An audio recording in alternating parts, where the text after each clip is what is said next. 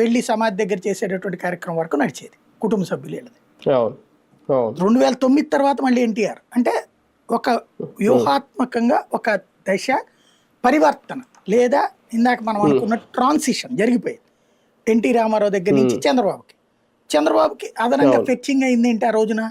NT Ramarao వ్యక్తిగా ఆడంబరమైన మనిషి, బాగా జనంతో మమేకం అవుతాడు, ఆయన స్పీచెస్ హడావిడి ఎక్కువ.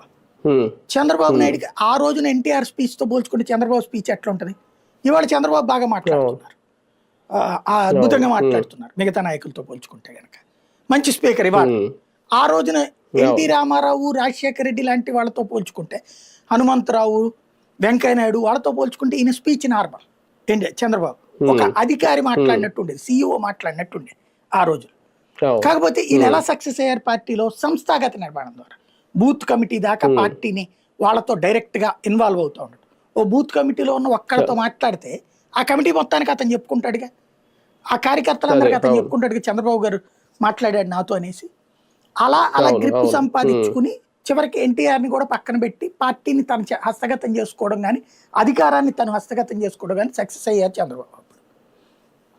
ఆ తర్వాత సంస్థాగత నిర్మాణపు ఒక శక్తి తెలిసింది మిగతా ప్రపంచం.